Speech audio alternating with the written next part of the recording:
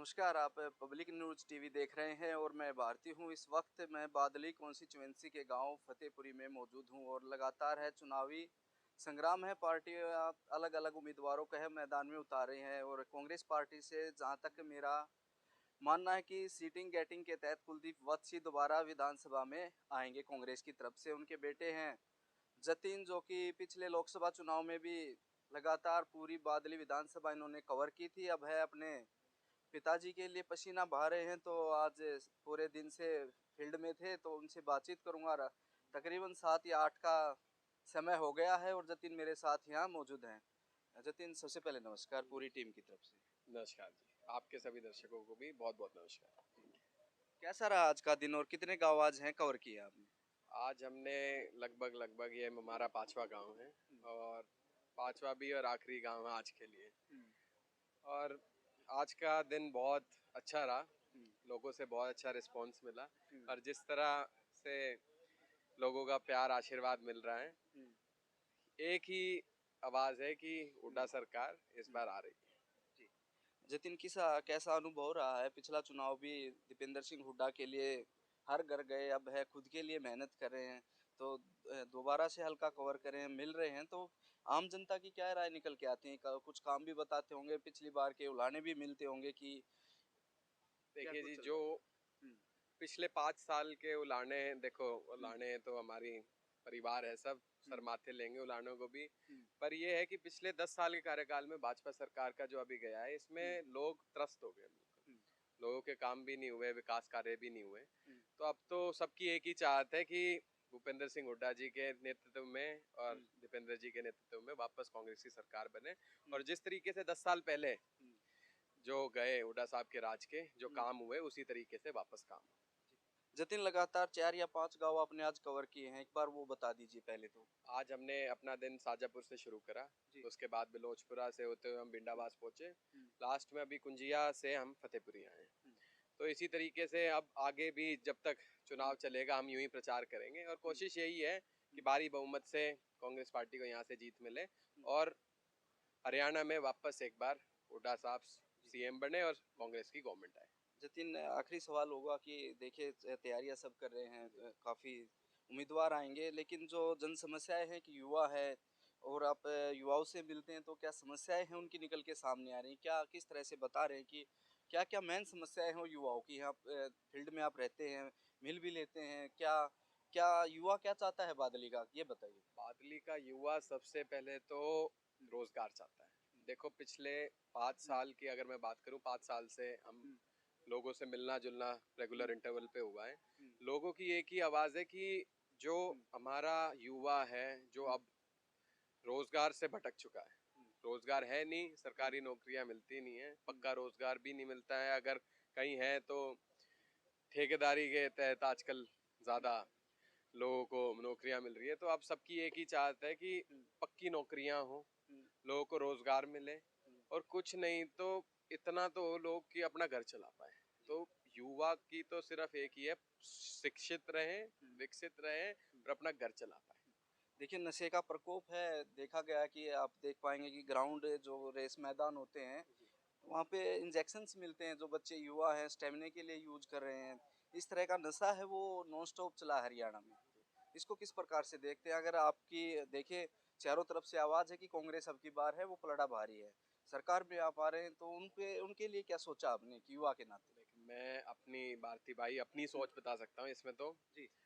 इसमें हमारा शुरुआत से जब हम्म, मेरे पिताजी विधायक बने उसके बाद से उन्होंने हम्म, शुरुआत के साल से एक ही चीज़ की, नशा मुक्त हो बादली। हम्म, हमारे बादली विधानसभा क्षेत्र में नशे का प्रकोप ऐसा था कि हम्म, आप इमेजिन नहीं कर पाओगे, इतना बुरा हाल था नशे से। हम्म, पर अब विभिन्न कोशिशों के बाद, जैसे कई सीआईए का गठन हुआ, हम्म, कई जगह हम्म, बहुत मेहनत के बाद आज हम्म, नशा थोड़ा कंट्रोल में है। और हम्म, अगर हम्म, कांग्रेस की सरकार आती है तो जो भी अहम फैसले हम्म। इसके खिलाफ लेने पड़ेंगे उसके लिए हम बिल्कुल तैयार हैं। शुक्रिया बातचीत के लिए। Thank you so much.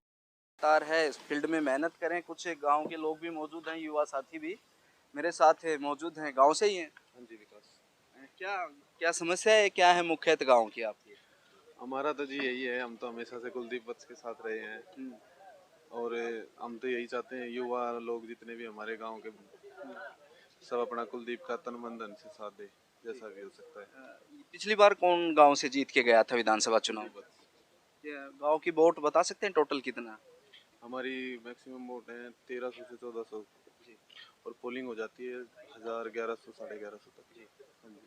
तो पलड़ा भाजपा कांग्रेस का या निर्दलीय भी कोई आ सकता है? कांग्रेस कांग्रेस ही रहेगी। और भी साथी मौजूद हैं। अंकल जी, मेरा सवाल ये है कि पिछली बार भी कांग्रेस आपने यहाँ से जिता के निकाली थी। अब की बार किस मुद्दे पे आप वोट डालेंगे? ये बेरोजगारी और ये पोर्टल से ज्यादा तंग आ रही है जनता। ये खत्म होना चाहिए, बेरोजगारी कम होनी चाहिए। तो गांव का जो माहौल रहेगा कांग्रेस बीजेपी या किसी निर्दलीय की तरफ भी जा सकता है? कांग्रेस का रहेगा 90%। जी। गांव का जो भी हाँ, पिछली बार की। सबकी बरादरी हम्म, कांग्रेस को वोट देती है हमारे गाँव। जी। और भी युवा साथी मौजूद हैं। क्या नाम है आपका? संदीप। संदीप, किस मुद्दे पे वोट डालेंगे अब की बार? अब की बार कांग्रेस के साथ। हाँ जी, पहला से भी कांग्रेस के साथ थे, अब की बार भी। उसका क्या कारण है कि कांग्रेस के साथ आप जा रहे हैं? क्योंकि नायब सिंह सैनी मुख्यमंत्री हरियाणा कह रहे थे कि नॉन स्टॉप कार्य हुए हैं, नॉन स्टॉप सब कुछ हुआ है। आप किस नज़र से देखते हैं? भाजपा के 10 साल आपने देखे हैं। भाजपा ने कुछ काम नहीं करा है ना, इसलिए कांग्रेस के साथ पहला भी थे और अभी भी। ठीक, भाजपा वाले आए नहीं रहे गांव में, अच्छा। कोई काम नहीं हो रहा। कुछ उम्मीदवार हैं वो निर्दलीय भी आपके बीच पहुंचेंगे?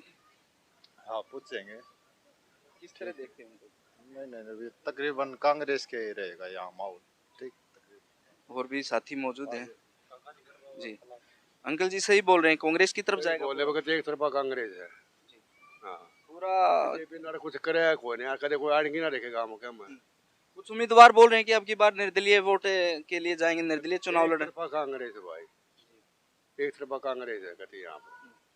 हमारे गाँव में थे मतलब 100 में 2-4 वोट नहीं कह रहे थे ना, 98 कांग्रेस की है। ओम प्रकाश धनखड़ हो सकते हैं शायद, अगर मैं ठीक हूँ तो भाजपा उन्हीं को चुनाव में यहाँ लेके आएगी बादली में। तो उनका किस तरह का ग्राफ रहेगा? सब घूमेंगे अपनी जगह पे, पर उनको कोई वोट तो नहीं देते। पड़ोसी गांव है आपका ढाकला। अपना एक खाप खाप का है, पर कौन है वोट उसकी? उन्हें कुछ काम नहीं करा के इसलिए वोट नहीं।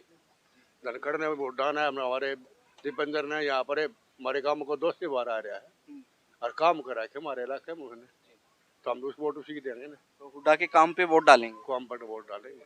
जी बोलिए। आइए। कांग्रेस का है तकरीबन गांव एक तरफा, कांग्रेस का उधर। तो और भी साथी कोई अपनी बात रखना चाहता हो तो ये फतेहपुरी गांव है और बादली कॉन्स्टिट्यूएंसी का गांव है। लगभग